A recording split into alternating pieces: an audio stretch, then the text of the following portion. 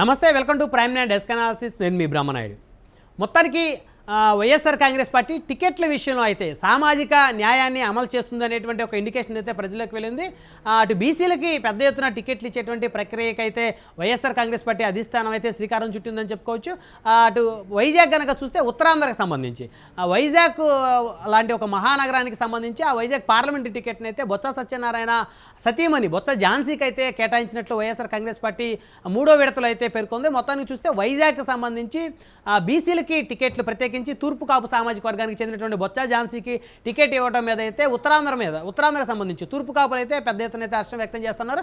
అయితే ఇప్పుడు TDP, Janasena, BJP కూడా కూటమి కడితే మరి వీరు ఎవరికి టికెట్ కేటాయిస్తారనే దాని మీద అయితే చర్చ అయితే మొదలైంది. అయితే ఇక్కడ కూడా ఉత్తరాంధ్ర సంబంధించినటువంటి నేతలకే టికెట్ ఇవ్వాలనే దాని మీద అయితే పెద్ద ఎత్తున ఉత్తరాంధ్ర ప్రజల్లో అయితే ఒక తిరుగుబాటు అయితే మొదలైంది. ఎందుకంటే ఇప్పటివరకు కూడా అటు వైజాగ్ ఎంపీగా చూసుకుంటే అనేక మంది అటు పశ్చిమ గోదావరి నుంచి, తూర్పు పశ్చిమ గోదావరి నుంచి, అదేవిధంగా ఒంగోలు నుంచి, బాపట్ల నుంచి, నెల్లూరు నుంచి వచ్చినటువంటి రెడ్లు, చౌదరులే ఇక్కడ పెద్ద ఎత్తున వ్యాపారాల కోసం వచ్చి ఇక్కడ ఎంపీలుగా పనిచేసి కేవలం వారి వ్యాపారాలు మాత్రం డెవలప్ చేసుకున్నారు. కానీ వైజాగ్ లాంటి విశ్వనగరాన్ని అభివృద్ధి చేయడంలో వీరందరూ కూడా వెనకబడ్డారనేటువంటి ఒక అభిప్రాయం అయితే వైజాగ్ ప్రజల్లో ఉందని చెప్పుకోవచ్చు.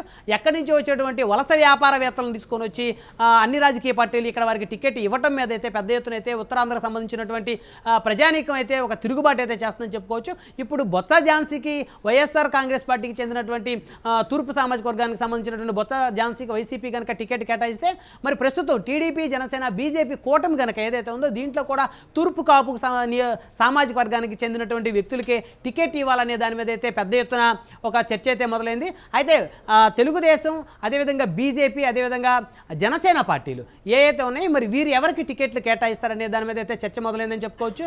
అదేవిధంగా భారతీయ జనతా పార్టీ తరపు నుంచి అటు జీవీఎల్ నరసింహన్ కానీ, అదేవిధంగా పురంధేశ్వరి కమ్మ సామాజిక వర్గానికి చెందినటువంటి పురంధేశ్వరి కానీ వీళ్ళందరూ కూడా టికెట్లు ఆశిస్తున్న పరిస్థితి ఉంది.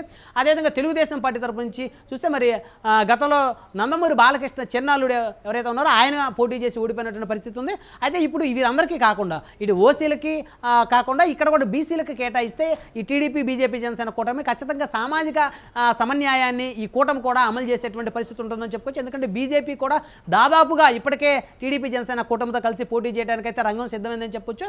ఢిల్లీ నుంచి ఒక ఇండికేషన్స్ అయితే ఆంధ్రప్రదేశ్ రాష్ట్ర బీజేపీ నాయకులకైతే చేరిందని చెప్పుకోవచ్చు. ఈ టీడీపీ, బీజేపీ, జనసేన కూటమి కనుక బీసీ సామాజిక వర్గానికే కనుక ఇస్తే ఖచ్చితంగా బొత్స ఝాన్సీని ఎదుర్కొనేటువంటి పరిస్థితి ఉంటుంది.